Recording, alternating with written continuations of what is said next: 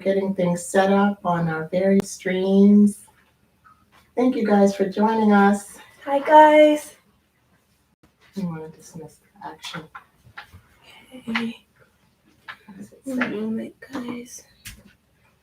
Okay, we're here. Yes, we're live. If you're just joining us for the first time, this is Ask the Talk Doctor Live. I'm your host, Dr. Dacia P. Hastings, and I'm joined by my co-host, my beautiful daughter, Star Brianna. Say what's up to the people. What's up to the people? Hi, everybody. I'm so excited. I am too. I am excited too. This is so amazing. Yes, it really is. And if you were already on directly at noon Eastern Standard Time, forgive us for being a little tardy here.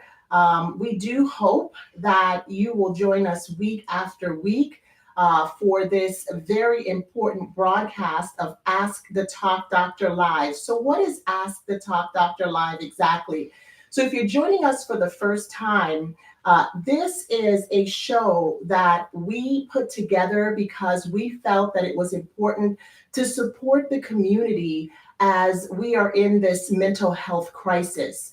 So it's a way for you to get free advice from experts on subject matters that might entail things like parenting, family, relationships, marriage, your work, your wellness. All of those things are included on this platform. And I want you to know that we have created a safe space. So it can be a little intimidating sometimes, and we get that. We truly understand that matters related to mental health can sometimes be difficult to talk about. But I want you to rest assured this space is safe and it's created for you. And you can pre-post your questions, meaning that if you want to remain anonymous and you want to ask a question, we have a dedicated email address that you can use to send your questions ahead of time. So that's going to be askthetalkdoctorlive@gmail.com. And those will go to a confidential inbox where, who knows, if you tune in, you might just hear the response to your question online. Yeah. Right? Yeah. So East Coast, West Coast, all around the world, thank you for being here today. We are so grateful to be able to have this platform and bring you, this show today. Exactly. It's a 30-minute segment. And as I said before, it's weekly at noon. And so we hope that we gain you as a subscriber and a follower. Yeah. What's up, beautiful Star Brianna? What is up? So many things are So up. many things are up. I know. How was your week this week?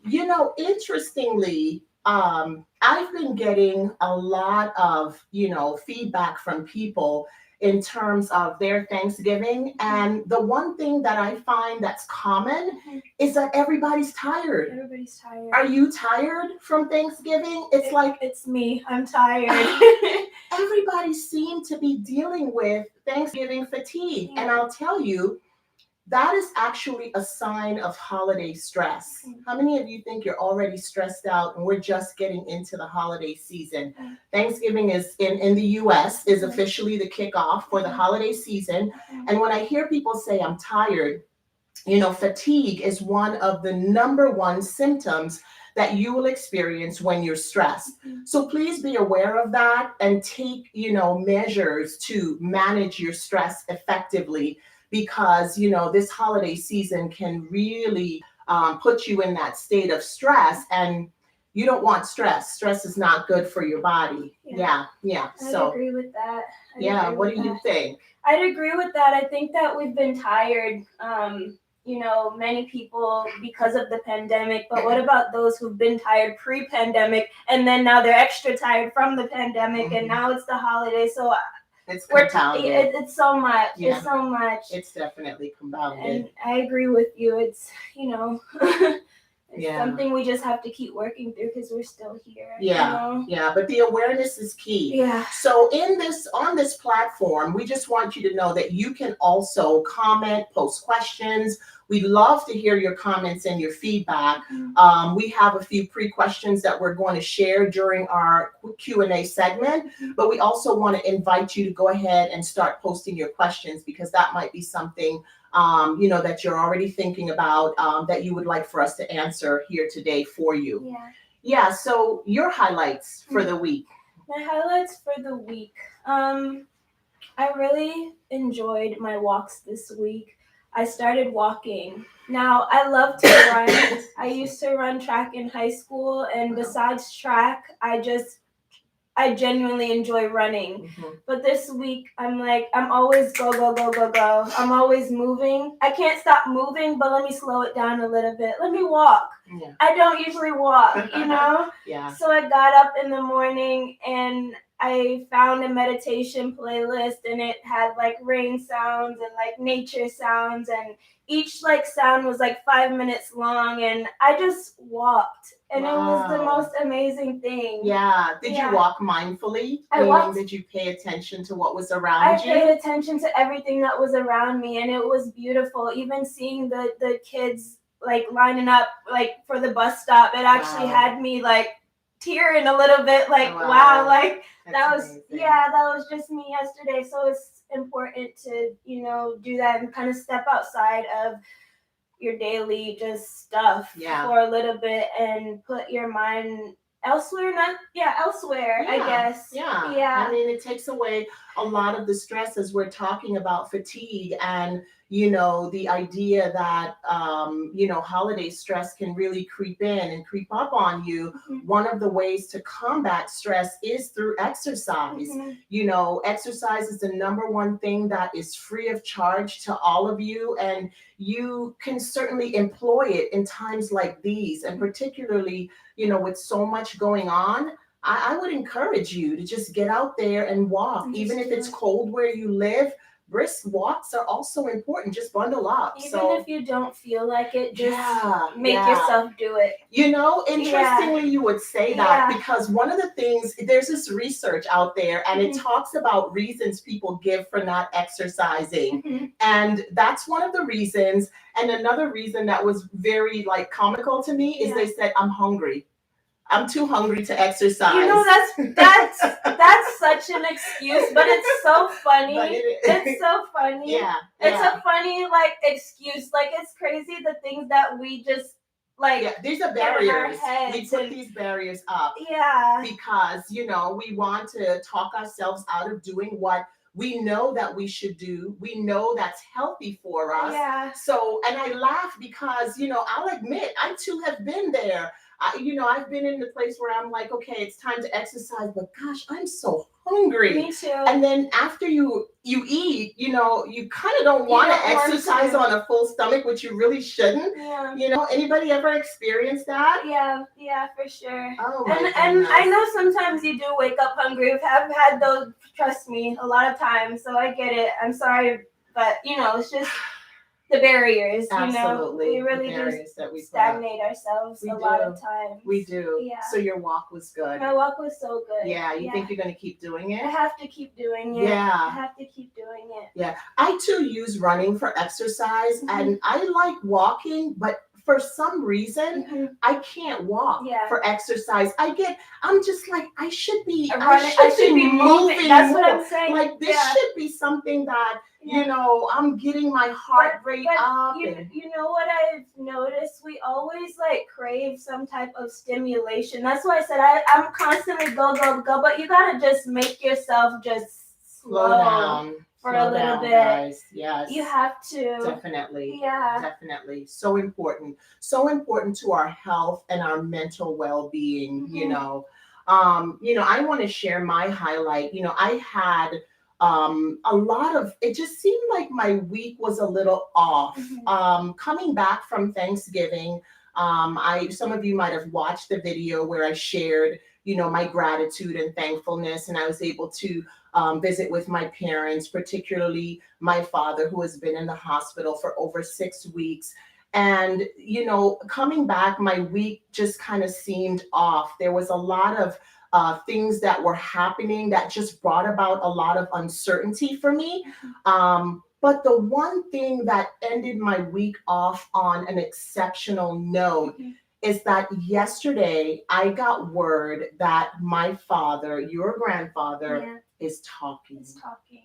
Now, what does that mean? Like, many of you might be wondering, like, what do you mean he's talking? So if you've been paying attention, we've shared how, he unfortunately was in sort of a coma state after collapsing 6 weeks ago, and then learning that he had multiple issues that was going on. And when I tell you, this rocked me to the core because in all my life, I've never, ever seen my father sick. It's one of those amazing things where he was just so pro wellness.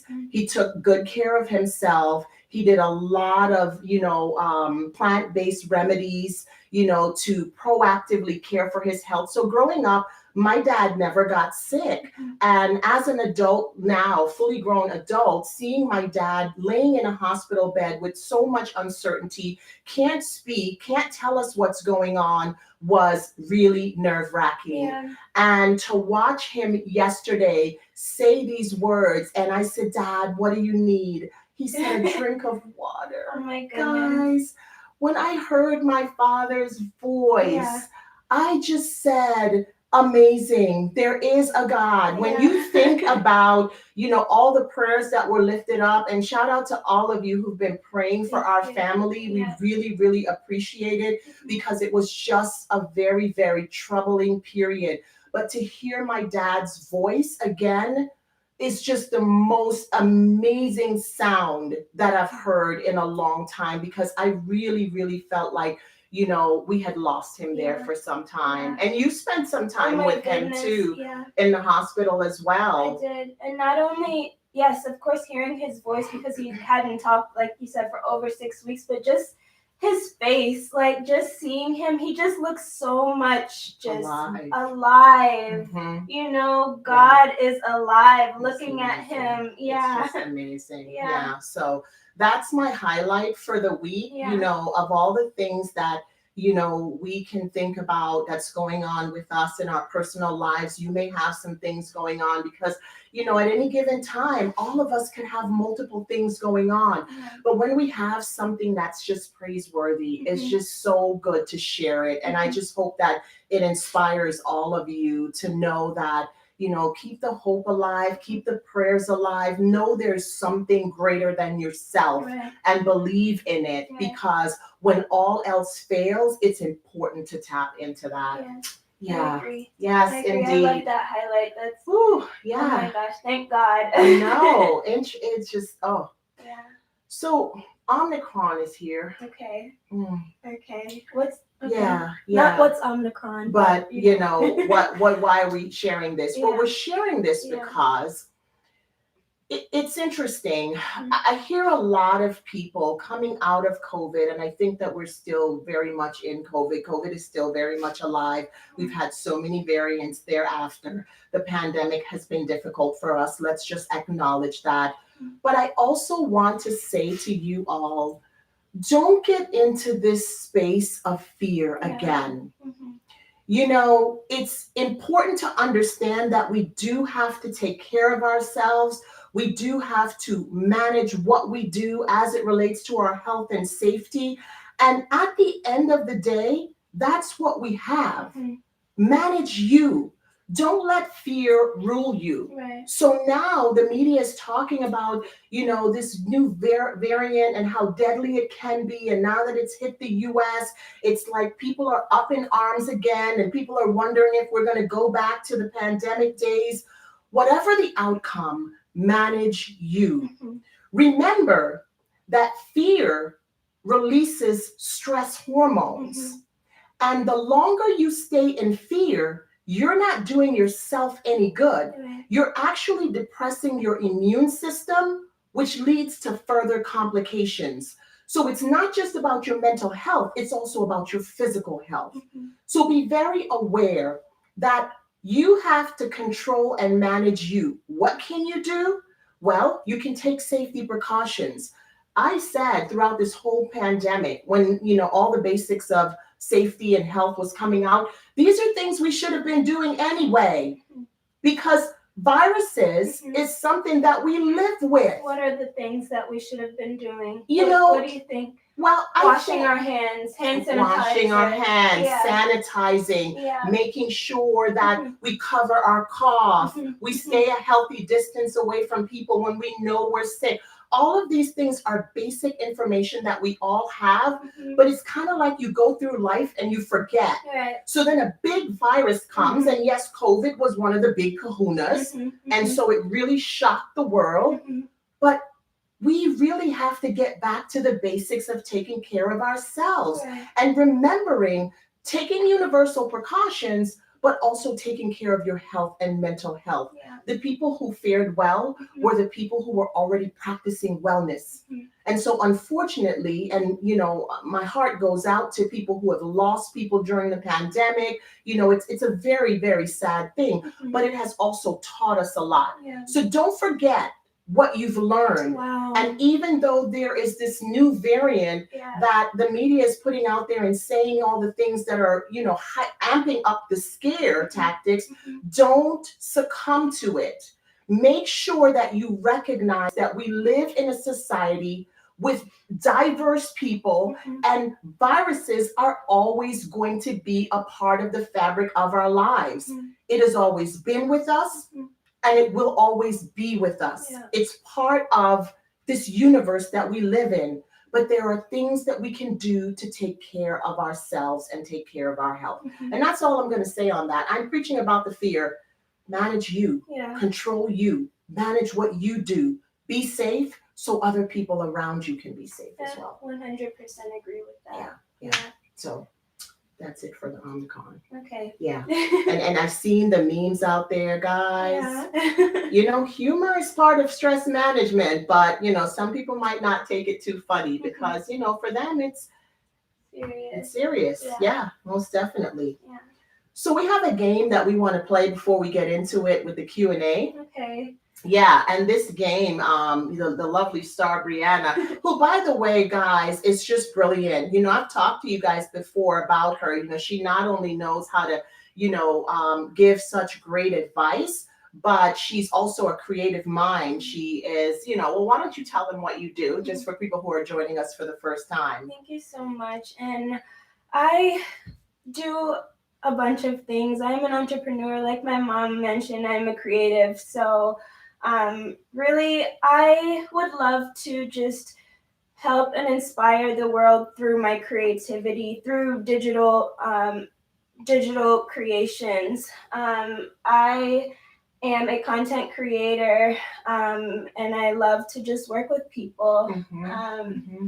Helping them to create things and show their best work. Exactly. I want to just click on Instagram because it shut off for a second. Yeah, I'm sorry, guys. All of you who are on Instagram, here we are. Yeah. Sorry about that if you lost us for a second there. Thank you so much, Star. So we have this game that we want to play briefly before we get into it, because I think that it's an exceptional game that you can play this holiday season with your family members. And I was really intrigued by the game. So we'll just kind of do a few of them, and you can come up with your own variations for the game. But again, it's a great way to connect with your family members, even if you're going to be virtual with them this holiday season. So if you are on any social media often, you have 99% seen this meme somewhere, this game/meme.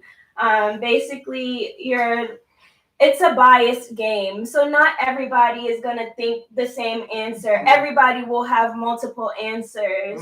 So one might say you're from the Caribbean without saying you're from the Caribbean, And my response to that would be, is there going to be curry chicken on the menu at Thanksgiving? So those of you who are from the Caribbean, you might very well be able to relate. Exactly.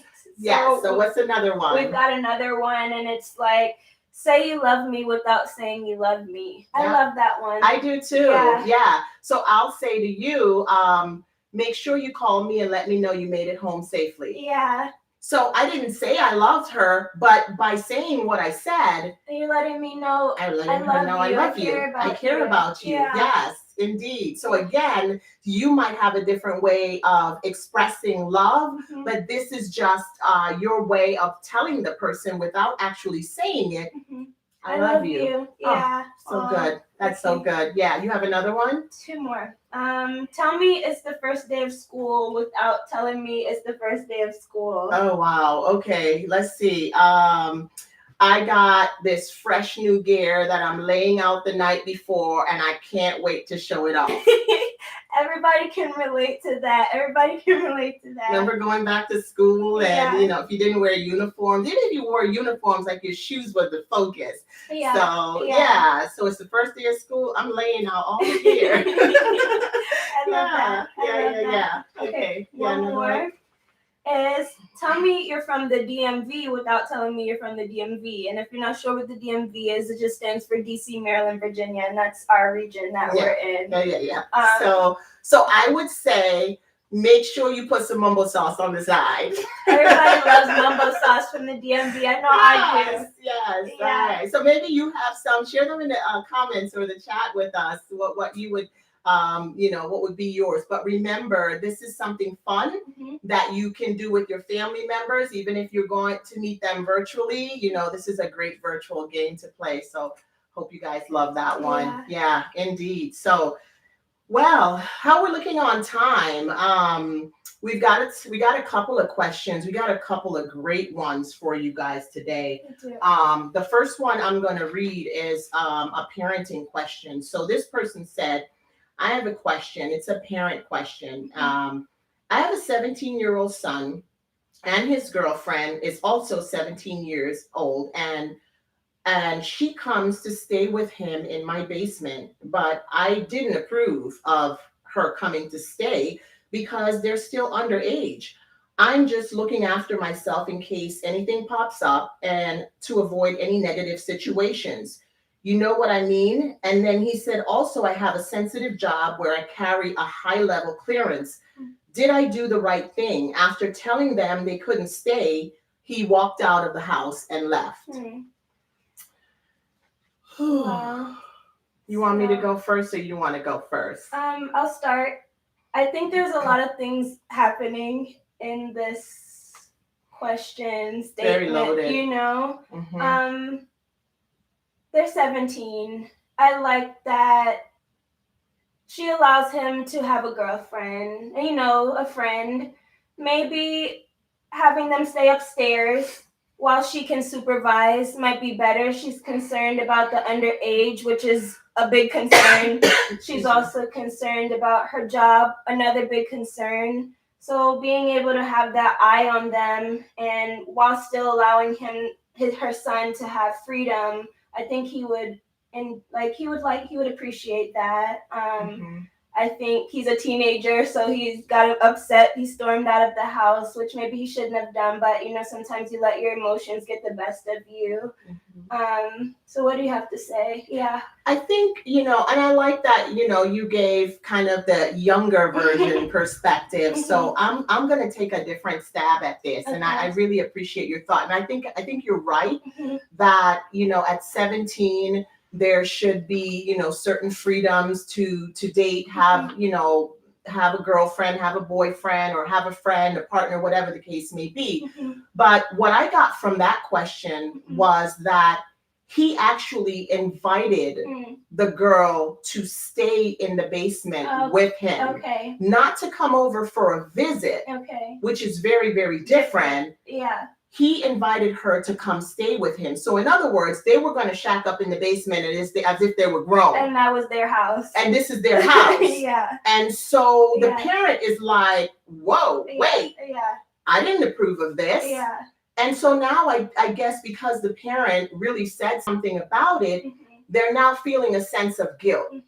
So let's roll this back a bit because there are some huge concerns with this particular question. Okay. So first of all, where were the boundaries and the expectations and the rules when this 17-year-old boy was, let's say, 10, 7, 8? I don't think that he would have taken those liberties if those boundaries had already been set in that household early on. But maybe they were, but you still can. Things change. You become influenced as you get older. 10 and 17 that's a big age gap. Unfortunately, yeah. No, go ahead. Yeah. You always go back to your morals and where you've come from and how you've been raised, but at that age, you're tapping into a bunch of different things. I do. Yeah. But here's the thing that I'm trying to say, that yes, we're going to test the limitations because at that age, that's developmentally what teenagers do. Yeah. The problem here is to have the gall to take that liberty, move the girl in, and that's then a bit extreme. And then you get mad when you're called on it and you storm out. Now, the storming out to me is a part of the manipulation that my parent is going to come running after me and everything is going to be okay. So I'll just show him, I'll just show her. I don't have to be here. Well, you're right. You don't have to be here because A, I pay the bills. B, I make the rules. I've already, expressed what the rules are and you broke them. And then this parent is really concerned because yes, this 17-year-old girl, now becomes that parent's responsibility. Right. Whatever happens to her, you were in my house, in my basement. Right. And so I agree with the parent for saying, oh, no, it's not going down like this. What I think a practical way to really handle this would be that if you want to really maintain and manage a relationship with the teenagers, you got to sit them down and have a conversation. And if there were rules ahead of time, hold them accountable. Right. Bring them back to the rules. Right. Hey, son, you know that this is not something we do in our household. Right. What is going on? Help me understand what's going on here. For all intents purposes, he might be sheltering her. Let's take a leap and say something's going on at her house. He's trying to help her. He's trying to shelter her. But this is not the way we go about it because you guys are underage. So I would say, if possible, after you had a conversation with them and all safety checks have been, in place, have a conversation with both families. Call her parents, you and your son, and you all sit down and really have a conversation about this as to why they want to live together at 17 and how we can come to a meeting of minds in terms of what I expect in my household, what your parents expect in your household, and how you guys are going to manage this relationship. So there's a lot of ways this can go. And, I understand where the parent is coming from. I don't know what the child was thinking, but, I think that would be a great way to handle it, to really sit them down, have a conversation about expectations, and then if possible, call her parents over as well to converse with them. I agree. Yeah, that's a hard one. It's a hard one, and it's hard to raise teenagers today when they're exposed to so much. I heard you say, they're going to test the limits. There's so much going on, and so. Yeah, this 17-year-old probably thinks that he's at the place already where he can do whatever he wants, and he's trying to test those limits, trying to test those waters. But we really, this is when parents, you really have to really get in there and reinforce your expectations, because the moment you don't do that, it's already like you're sanctioning what your child is doing or will do. Right. Yeah. Okay. Next question. Okay, here's another one. I'll get you to read that one. Okay. I keep finding myself in the same kinds of relationships where I leave feeling disappointed and unfulfilled. I think I might be codependent. Okay. So this is an interesting one. Yes. I think I'll start with this one because I really want, for the purpose of those of you who've maybe heard the terminology before, but perhaps you're not really sure, what this codependency really means. And I always tell people to be careful with these labels. I hear a lot of times people throwing around labels, and sometimes because they hear it from other people or they hear it on some talk show or something, or they read about it, but they're not really sure what it means. But codependency, is an actual symptom of a greater diagnosis. And so be very careful how you throw the term around. It's one of those things where we have to understand that as human beings, we thrive on relationships because that's how we're made. We grow and we develop and we thrive in having relationships with other people. So we're interdependent is what I'm really trying to say. One of the things that happens is that you do have some extremes with people. Some people are extremely independent, while others are on the other extreme where they are codependent. And codependent just really means, it really is an old term that's usually used among illnesses and addicts, but it can be across the board as well, because it really, these people are really where they become so emotionally attached, and they have this excessive need for emotional attachment to the people with whom they're in relationships with, that they almost feel as if I'm gonna die without you, or I can't function without this person. And it can be on both ends. Like, I can be codependent in my relationship with you, you can be codependent, and that's not a good mix. So this person here, without necessarily having a conversation with her as to understand why she thinks she's codependent, the first thing I would do is kind of take a step back and ask you, where are you looking for love? If you keep finding yourself in the same patterns of relationships, it might be time to take a step back and pause a little bit, because she says she leaves feeling disappointed. Disappointed and unfulfilled. So obviously she's looking for something, but she's not looking for it in the right place or people. What do you think? And maybe she's thinking, by the time she gets to the next person, like, maybe this is going to be different, but then it's the same, Unfortunately, taking a step back is definitely key. But that's the thing with codependency. It's hard to take that step back. But it's hard being in the relationship. It's also hard to take the step back. So you kind of got to decide which step am I going to take, because they're both going to pain me. Interestingly, these are things where, and the reason taking a step back is so important, and of course you have to get there. You have to get to that place where you recognize that it's me, because there's a saying that goes, everywhere you go, there you go. And so even if you think one relationship didn't work out, you go to the next relationship, and you find yourself, like she said, leaving unfulfilled, disappointed.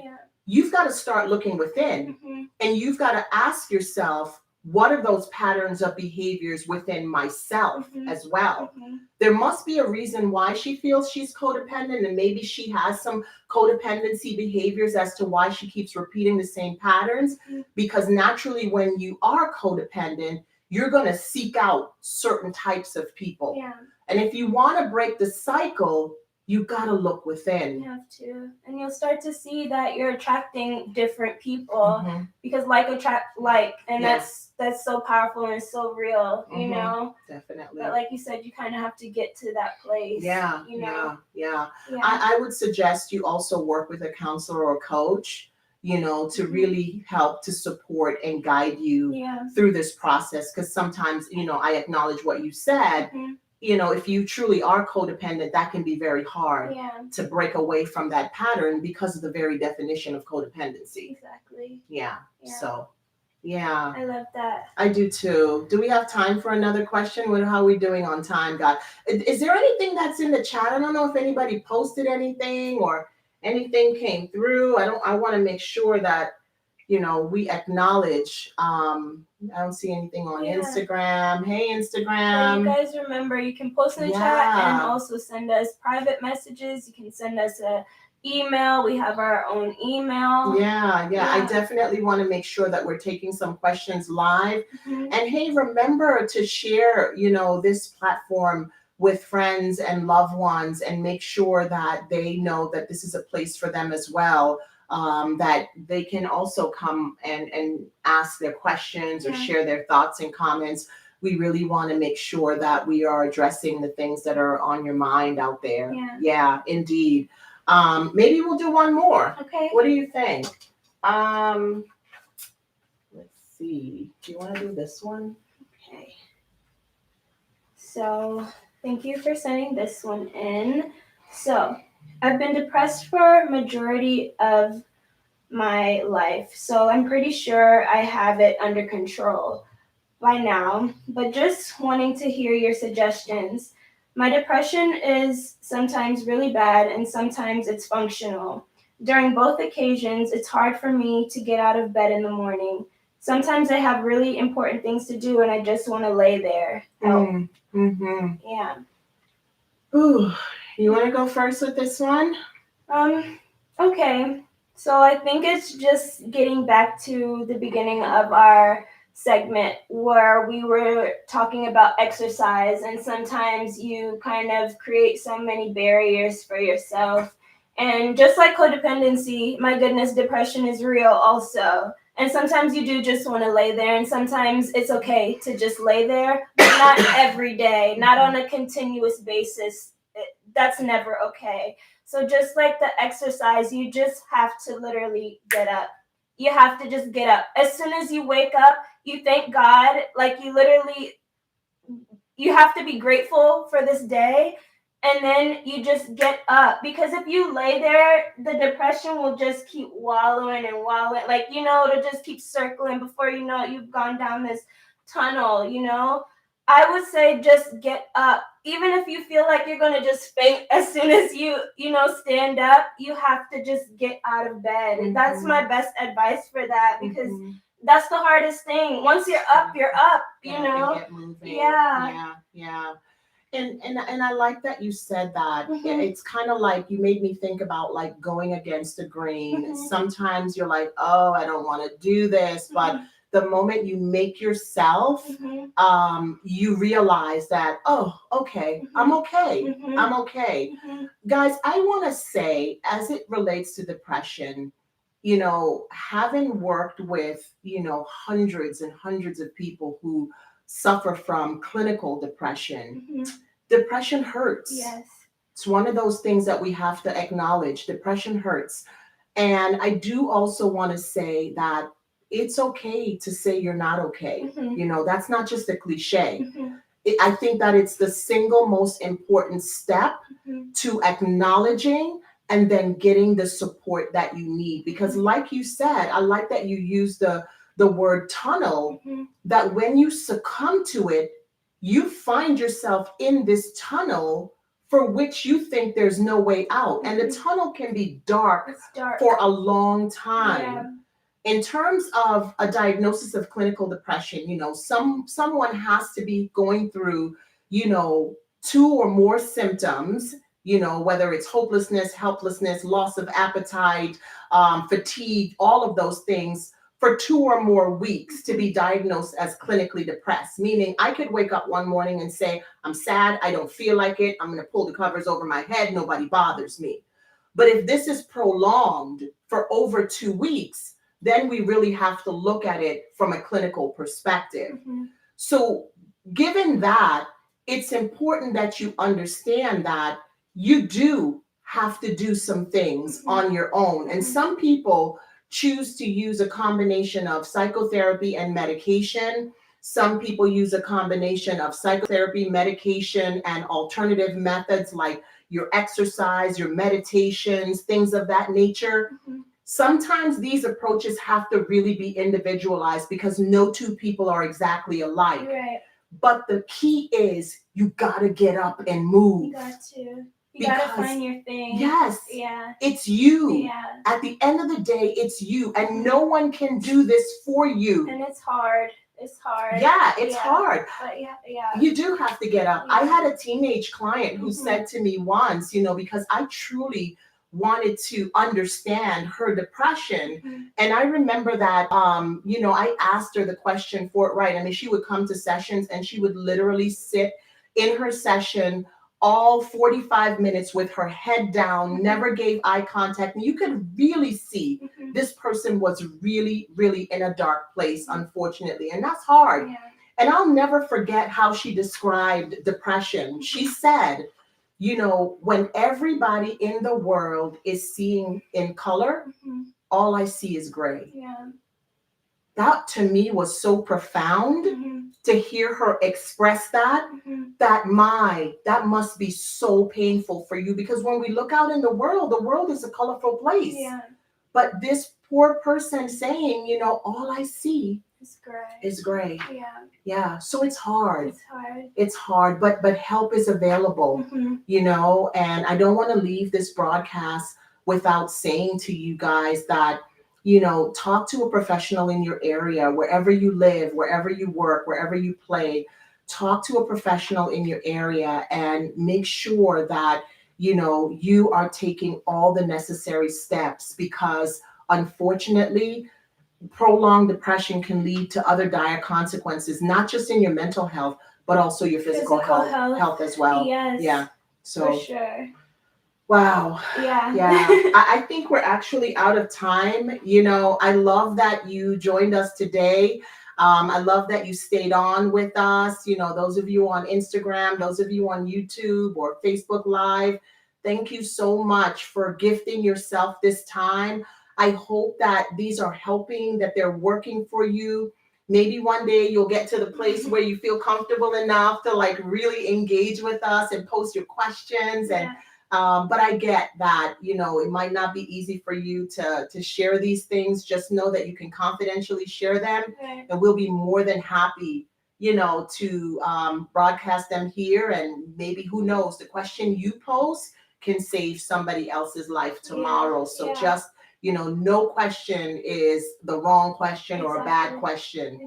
You know, the only bad question is the one you don't ask. So just make sure that you take that, you know, into consideration.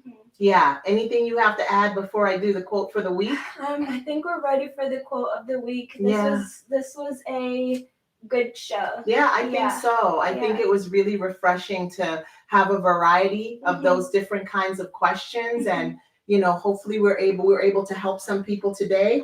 And, you know, as we were preparing for this show, and with all the uncertainty that I shared with you that was happening this week, you know, this particular thought came to me, and it's more so in the form of a scripture.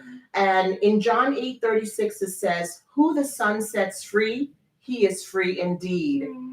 And that for me was just so important for me to share with you guys, because whether you are somebody who is a Christian or non-Christian, whatever you believe in, this can work for you across the board, because we all crave freedom.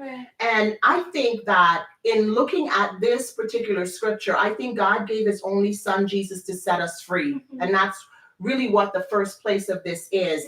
And somehow, as human beings, the world tells us differently. The world keeps us holding on to the pain and the anguish and the disbelief and the guilt and the suffering that we are told in so many ways that we should hold on to.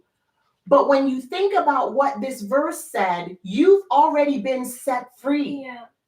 Freedom feels good.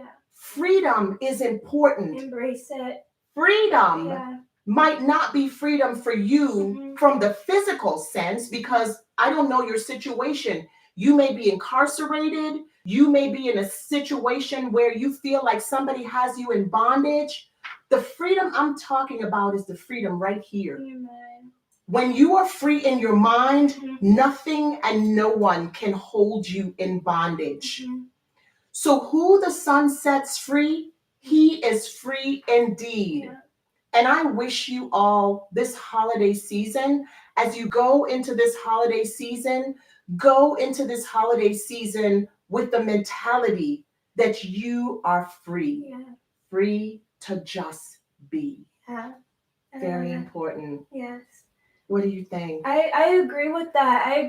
Like I said, just you have to embrace it, knowing that we are already free. Yes. It's not like we're waiting to be free. We're trying to chase freedom. We are already free. Absolutely. So just grab hold of it. Yes. And don't even grab hold of it, because that can, make you tight already. So just kind of imagine yourself floating Yes. on a cloud, Yes. just feel it. Feel the freedom. It feels good, and it's the first step to really release it.